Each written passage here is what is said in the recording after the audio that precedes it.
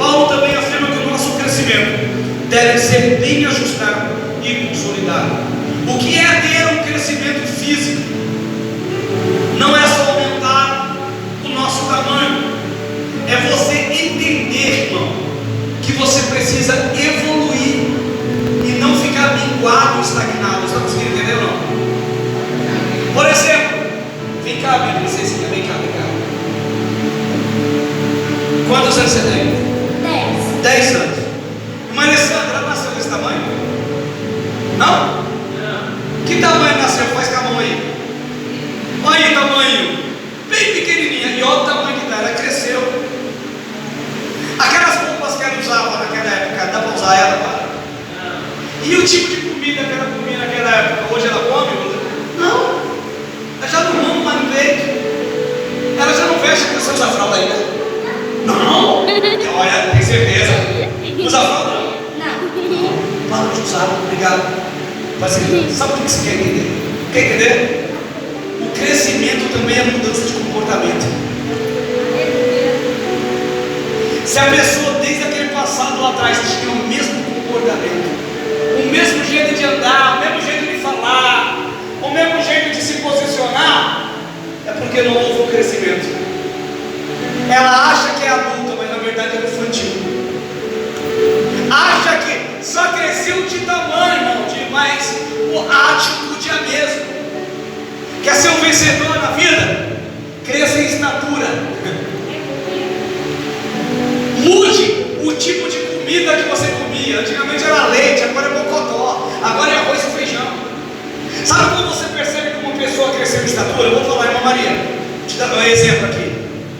Uma pessoa, um cristão, por exemplo, que cresceu em estatura. Um cristão que não cresceu em estatura, ele fala assim: irmão, você vai vencer, amém, mas você precisa se converter dos seus maus caminhos. Bom, mas para a igreja não, que o pastor falou que eu tenho que me converter. Esse aí cresceu? Não. Cresceu. Ainda está no leite, mas pensa que aguenta muita coisa. Aí a irmã Maria quer ser agora dirigente do círculo de oração, mas está chorando só porque eu falei que ela precisa se converter. Ela está pronta para ser líder do círculo de oração. Não aguentou uma repreensãozinha assim, porque todos nós vamos se converter. Ela tinha que falar o quê? Amém, pastor, mas em que local da minha vida eu preciso me converter? Não é assim? Aí ela cresceu. Puxa, cresceu, olha. Eu não falei nem o erro dela, só falei que ela precisa se converter. E ela quer saber aonde ela precisa se converter. Então o que aconteceu na vida dela? Houve um crescimento. Você compreender? O crescimento, quando diz aqui, irmã, Jesus crescia no intelecto, mas também na estatura. É que as roupas que Jesus vestia antes já não servem mais hoje. Ou seja, o que você fazia no passado já não pode fazer no presente. Por quê? Porque você cresceu, você evoluiu. Porque, irmão, vem cá, irmão Edson, presbítero, diácono, operadores, missionária, membros, crianças, quer crescer na vida? Mude também as suas atitudes e comportamentos. O que você fazia lá atrás de mal, faça agora tudo certo e de bom. Senão você nunca vai crescer. Eu vou te falar algo para vocês aqui, escute. Tem gente que passa 1 ano, 2 anos, 3 anos e a vida é sempre a mesma. Nunca muda. Mas por que na vida de todo mundo há evolução? A pessoa muda, a pessoa vence e você não vence? Às vezes. O que está errado? Será que Deus é mais Deus na vida deles e é menos Deus na minha vida? Não. Ou Deus é Deus na vida de todo mundo? Deus é Deus da vida. Deus é Deus. O que Deus tem para mim tem para o próximo também, irmão. O que Deus tem para mim, a vida que sou pastor, Deus tem para a sua vida que você é membro também. Deus tem para as pessoas que estão lá fora também. Deus tem. Qual é a diferença? É que tem gente que toma posse e tem outros que não tomam. Tem gente que fala assim: Deus tem para mim, então eu vou seguir, vou mudar, eu vou para frente. E tem gente que fala o contrário. Tem gente que a vida não muda, passa anos e anos e anos e nunca muda, porque ela nunca quis mudar de atitude, nunca quis mudar de comportamento. nunca quis mudar mentalmente, não cresceu em estatura moral, física, intelectual, repete os mesmos erros que repetiu lá atrás, continua repetindo no presente. Quer ver mudança na sua vida? Quer ver mudança na tua casa? Quer ver mudança na tua família? Quer ver mudança no teu ministério? Começa a mudar o seu jeito de ser. Comece a crescer em intelectualidade e também em estatura. A roupa que você vestia antigamente não cabe mais hoje, então para que você quer repetir? Imagine, irmã Alessandra, a senhora, com perdão da palavra, com a idade que a senhora tem hoje, que a senhora não tem mais a idade da sua filha, vestindo a mesma calça dela e a blusa dela, certo? Você acha que as pessoas iam olhar para a senhora e ia dar risada ou não? Muito. Você acha, missionária, se você usar a roupa da Esther em você e saísse para a rua, as pessoas iam achar bonito ou ia dar risada? Ia rir de você. Por quê? Porque a roupa que a Esther usa já não cabe mais em você. Por quê? Porque você evoluiu. Eu estou falando de veste no sentido figurado, para você entender, irmão, que você precisa evoluir. Você precisa mudar mentalmente e também na sua estrutura. Você precisa ter uma estrutura mais forte. Não deixar se levar por qualquer coisa, mas se posicionar. Jesus também crescia, além de intelectualidade física, que era sabedoria e estatura, também ele crescia espiritualmente. Diga assim: eu preciso crescer espiritualmente também. O que é crescer espiritual? Jesus crescia diante da graça de Deus. Em Lucas 2,52, aqui fala do crescimento espiritual. No livro de 1 Coríntios, capítulo 3, versículo 7, Paulo afirma que é Deus quem nos dá o crescimento. Portanto, é o próprio Deus que deseja o nosso crescimento espiritual. Em 1 Samuel, capítulo 3, versículo 15, a Bíblia afirma que crescia Samuel e o Senhor era com ele, e nenhuma de todas as suas palavras deixou cair em terra. Em 2 Pedro, capítulo 3, versículo 18, o apóstolo Pedro nos aconselha dizendo: antes crescei na graça e no conhecimento de nosso Senhor e Salvador Jesus Cristo, a Ele a glória, tanto agora quanto no dia eterno. O que Jesus está falando aqui? O que a palavra de Deus está falando? Que Jesus crescia também em espírito, e que você quer ter um crescimento, quer ter uma evolução na vida, você precisa cuidar não só da sua mente, não só do seu físico, mas você precisa cuidar da sua vida espiritual. Quem não cuida da sua vida espiritual não consegue ter um equilíbrio emocional e físico. Não existe pessoas na face da terra que é um vencedor se não tem um equilíbrio espiritual. O equilíbrio vem através do Espírito de Deus. Está conseguindo compreender, irmão? Aquele que não busca a Deus pode ter tudo, mas é uma pessoa vazia e acaba o futuro da vida dela sem nada. A pessoa pode estar rodeada de pessoas em casa, mas se sente um bagaço vazio sem dinheiro.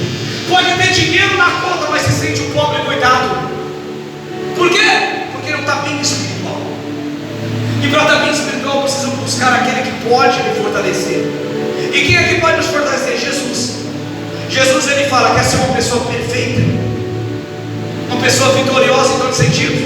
Então você precisa crescer intelectualmente, estruturalmente, mas também precisa crescer espiritualmente. Deixa eu falar uma coisa para você: o mal que está acontecendo nas maiorias das igrejas, na maioria dos lugares acontece muito mal, onde nós ensinamos, muitas vezes pregamos sobre como você ter uma boa casa, como conseguir um bom emprego, como ter um bom negócio, mas esquecemos muitas vezes o principal, de como você se encher do Espírito Santo. Estamos vivendo um tempo de uma geração onde as pessoas já não são mais batizadas com o Espírito Santo, onde as pessoas já não falam mais línguas estranhas, onde cada dia que passa menos milagres vocês vão ver na igreja. Vocês vão ver, os dias vão passando, vocês vão ver pessoas que antigamente eram vontade de igreja, a pessoa sendo liberta. Hoje raramente acontece uma libertação. Hoje a pessoa entra fumando maconha na igreja, aceita Jesus e continua fumando. Não há mudança. Por que? O que aconteceu? Não houve um crescimento espiritual, houve uma regressão espiritual. É o que tem acontecido na maioria dos ambientes.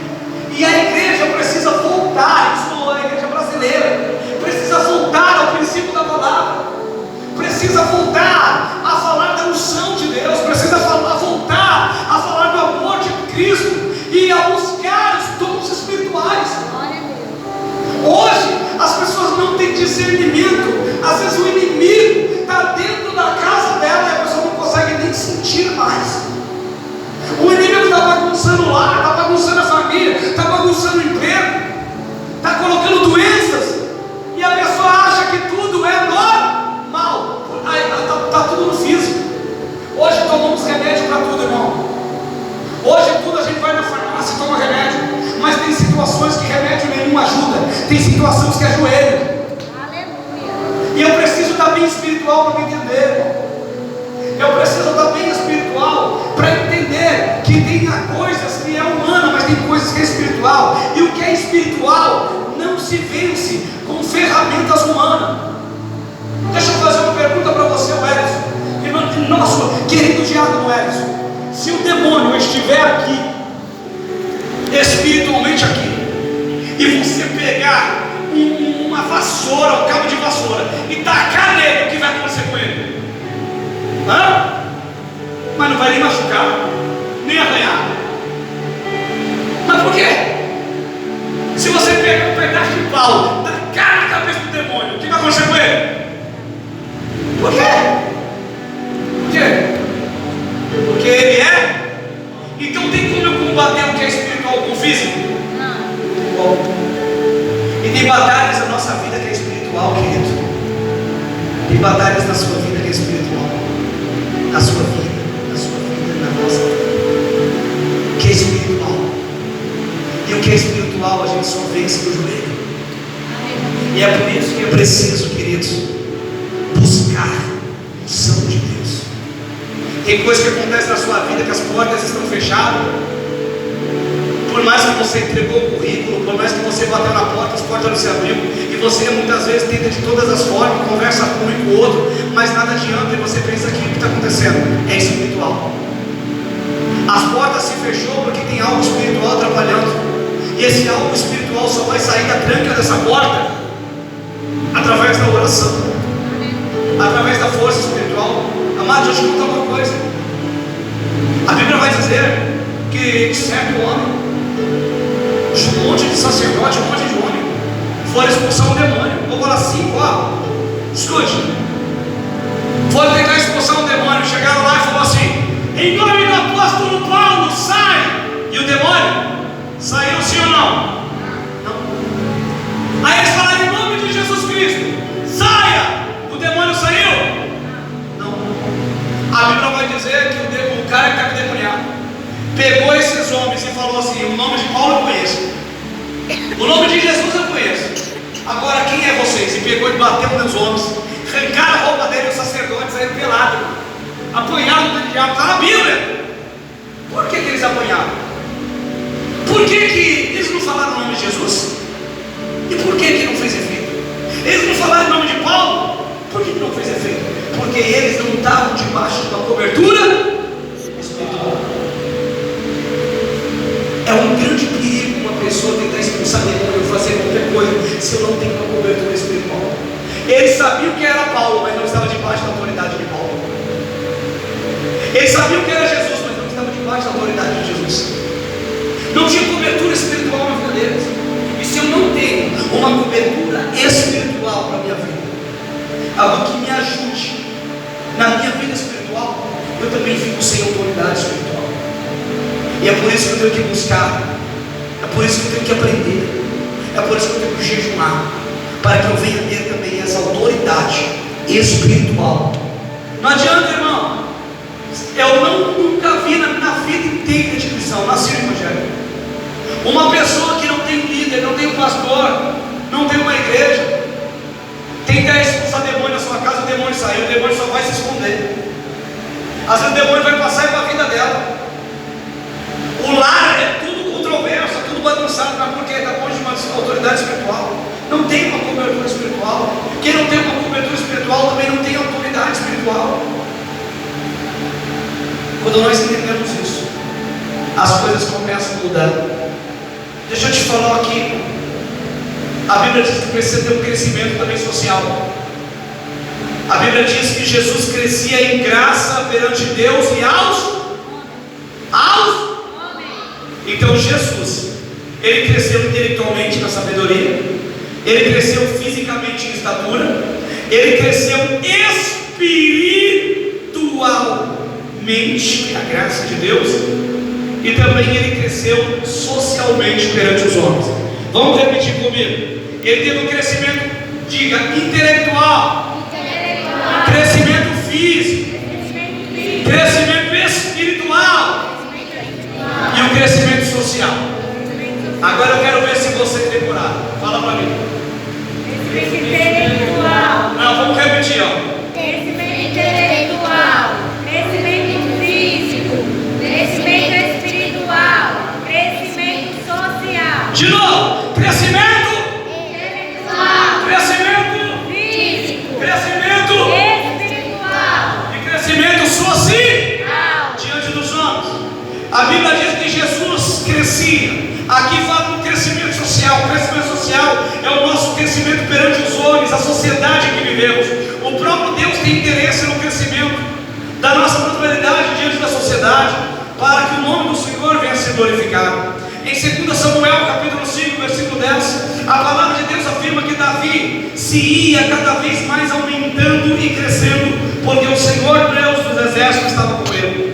Em Jó capítulo 17, verso 9, a Bíblia afirma que o justo seguirá um caminho firmemente, e o puro de mãos irá crescendo na sua força perante a sociedade. Quer dizer para você, a sua mudança não pode ser somente dentro da igreja, dentro da tua casa.